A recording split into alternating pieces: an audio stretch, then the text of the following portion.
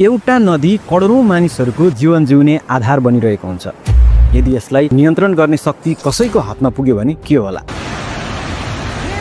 कल्पना गर्नुस्, एउटा पानी बम निर्माण हुन सक्छ जसले पुरै देशहरूलाई डुबाइदिन पनि सक्छ र सुकाइदिन पनि सक्छ। आजको एपिसोडमा हामी चीनको एउटा महत्त्वकांक्षी परियोजना सुपर ड्याम वा मो2 बारे विशेष चर्चा गर्नेछौँ। यो विश्वको सबैभन्दा ठुलो जलविद्युत परियोजना हो जसको लागत 167 बिलियन अमेरिकी डलर रहेको छ र यसले 60 गिगावाट ऊर्जा उत्पादन गर्ने लक्ष्य राखेको छ। सन् 2025 को जुलाई 19 मा चिनिया प्रधानमन्त्री ली चियाङले यसको शिलान्यास गरेका थिए। यो आयोजना सुरु हुने बित्तिकै सिङ्गो दक्षिण एसिया तरङ्गित भएको छ। पानीको सङ्कट र बाढी पहिरो जस्ता प्राकृतिक प्रकोपहरूको खतरा देखाउँदै भारत झनै आतंकित भइरहेको छ। यति बेला China has begun construction of China has started the construction in terms of China has begun construction. आजको यस भिडियोमा हामी यसको इतिहास, भूराजनीतिक प्रभाव र जोखिमहरूबारे विशेष चर्चा गर्नेछौँ। सबभन्दा पहिले यो परियोजनाको पृष्ठभूमि हेरौँ। ब्रह्मपुत्र नदीलाई तिब्बतमा यार्लुङ जाम्पो वा यार्लुङ साङपो भनेर चिनिन्छ। चीनले यो नदीमा दशकौंदेखि बाँध बनाउने योजना बनाइरहेको थियो। सन् 2015 देखि यसको सम्भाव्यता अध्ययन तीव्र पारियो र सन् 2021 मा चिनिया जनकङ्ग्रेसले यसलाई अनुमोदन गरेको थियो। यो चीनको 14औं पञ्चवर्षीय योजनाको मुख्य हिस्सा हो। सन् 2024 को डिसेम्बरमा औपचारिक अनुमोदन भएपछि जुलाई 2025 मा निर्माण सुरु भयो।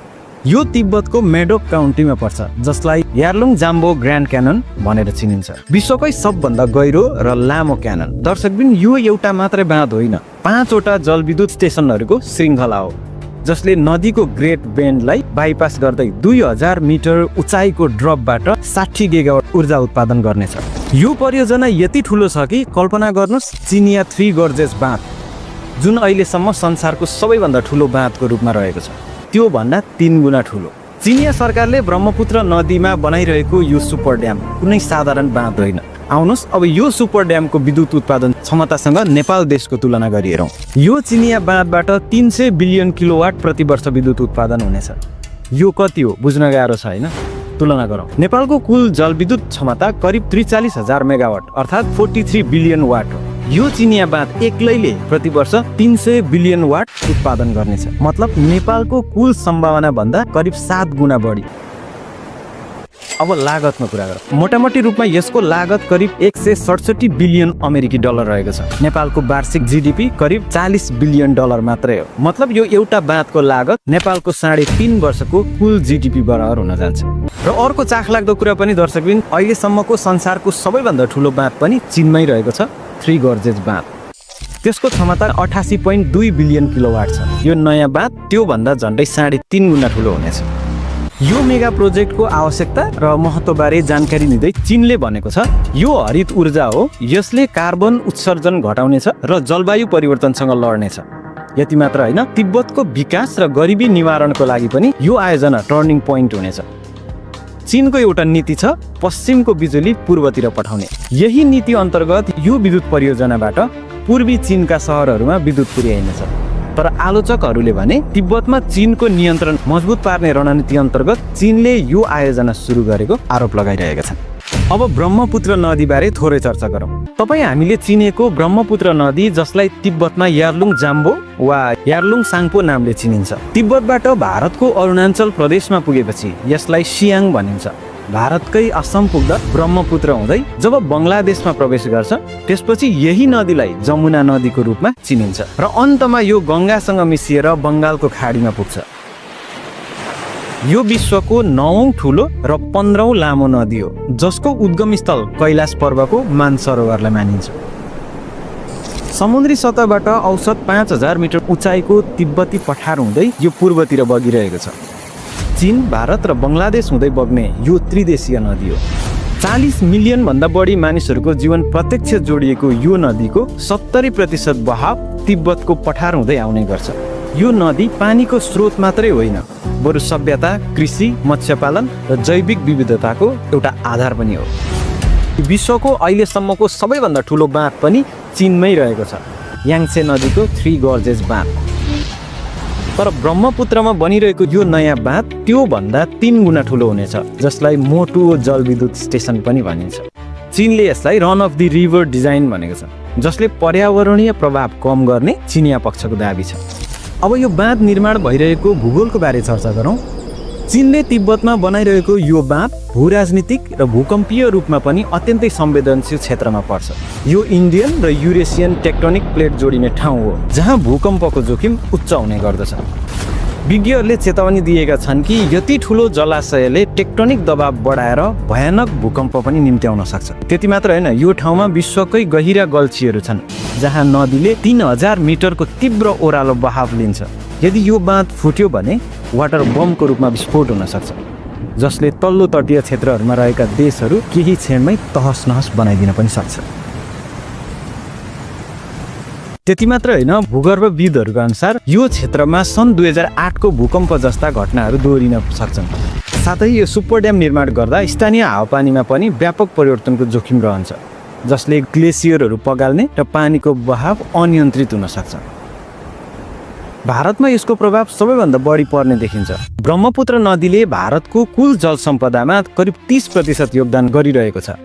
भारतका अरुणाचल प्रदेशका मुख्यमन्त्री पेमा खाण्डुले भनेका थिए, यो बाँधले हाम्रा नदीहरू सुकाइदिन सक्छ र यदि पानी अचानक छाडियो भने पानी बमको रूपमा विस्फोट हुनेछ। 60,000 मेगावाट तो पूरा ही आउट ऑफ कॉन्टेक्स्ट हो गया। ये तो चाइना लोग इसको वाटर बम की तरह यूज करे, सारा नष्ट खत्म हो जाएगा। यसले आदिवासी समुदायहरूको जीवन, जमिन र सभ्यता पुरै नष्ट गरिदिन सक्छ। उता चीनले संसारको सबैभन्दा ठुलो बाँध निर्माण गरिरहँदा यता भारतले पनि त्यसको प्रतिक्रियामा 12 बिलियन अमेरिकी डलरको हाइड्रो प्लान्ट अनावरण गरिसकेको छ, जसमा सियाङ अप्पर मल्टिपर्पज प्रोजेक्ट समावेश छ र 11,000 मेगावाटको बाँध, जसले चीनको प्रभावलाई काउन्टर गर्ने भारतको दाबी छ। यो परियोजनाले असम र अरुणाचलमा पानीको बहाव नियन्त्रण र सन्तुलन कायम गर्ने भारतको दाबी छ। विज्ञहरूले भने यदि चीनले पानी नियन्त्रण गरेको खण्डमा यो भारतीय बाँधको कुनै औचित्य नरहने बताइरहेका छन्, जसले गर्दा कृषि, मत्स्यपालन र अर्थतन्त्रमा पुरै असर पार्नेछ। भारतले यसरी प्रतिक्रिया स्वरूप बनाइरहेको बाँधमा स्थानीयवासी जनता भने सुरुदेखि नै प्रोजेक्टको विरुद्धमा उभिएका छन्।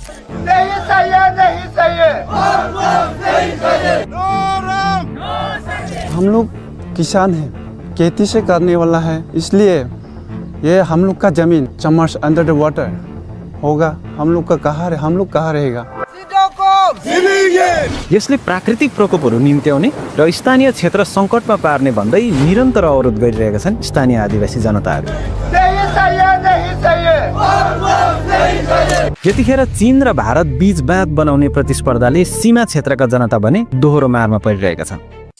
अब बङ्गलादेशमा परेको प्रभावबारे चर्चा गरौँ। यो चिनिया मेगा प्रोजेक्ट बङ्गलादेशको लागि पनि टाउको दुखाइको विषय बनिरहेको छ। অতিবৃষ্টি, অনাবৃষ্টি, ঘূর্ণিঝড়, জলোচ্ছ্বাস, আগাম বন্যা সহ মানবসৃষ্ট নানা কারণে প্রতিনিয়ত হুমকির মুখে পড়ছে পরিবেশ। यो नदीले बङ्गलादेशको कृषि र समग्र डेल्टा क्षेत्रलाई नै सन्तुलित बनाइरहेका छन्। यो विषयमा बङ्गलादेशले फेब्रुअरीमा चीनलाई पत्र लेखेरै जानकारी मागेको थियो। यदि पानीको बहाव घट्यो भने सुक्खा बढ्न सक्छ र अचानक छाडियो भने बाढीले लाखौं प्रभावित हुन सक्छ। समग्र यो डेल्टा क्षेत्र नै भयावह हुन सक्छ।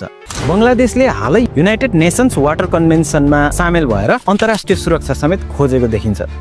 यही मुद्दा चीन, भारत र बङ्गलादेश बीच भूराजनीतिक तनाव बढ्यो भने यसको सिधा असर नेपालमा पनि पर्ने देखिन्छ। त्यति मात्र होइन, नेपालले गल्छी रसुवागढी प्रसारण लाइन बनाएर चीनतर्फ विद्युत निर्यात गर्ने सपना देखिरहेको छ। यदि चीनले यो बाँध मार्फत अत्यधिक विद्युत उत्पादन गर्यो भने नेपालको त्यो सपनामै सीमित रहने देखिन्छ। साथै यदि ब्रह्मपुत्रको बहाव बढ्यो भने नेपालको पानी सुरक्षा र हिमाली क्षेत्रमा समेत असर पर्ने देखिन्छ। यस्ता मेगा प्रोजेक्टहरू चाहे त्यो चीन होस्, भारत होस् या अमेरिका, जोसुकैले गरे पनि यसबाट विश्वव्यापी रूपमै गम्भीर पर्यावरणीय असरहरू पर्ने देखिन्छ। तिब्बतको यो क्षेत्र विश्वको जैविक विविधताको हटस्पट पनि हो। 4500 भन्दा बढी बोट बिरुवाका प्रजाति, बाघ, हिउँ चितुवा जस्ता जनावरहरू छन्। यो सुपर ड्याम निर्माणले वनहरू डुबानमा पर्न सक्छ, वन्यजन्तुको आवागमन ठप्प हुन सक्छ र डाइनोसर जस्तै लोप भएर जान सक्छ। यति मात्र होइन, तिब्बती आदिवासीहरूको लागि त यो नदी धार्मिक, सांस्कृतिक रूपमा पनि अत्यन्तै महत्त्वपूर्ण मानिन्छ।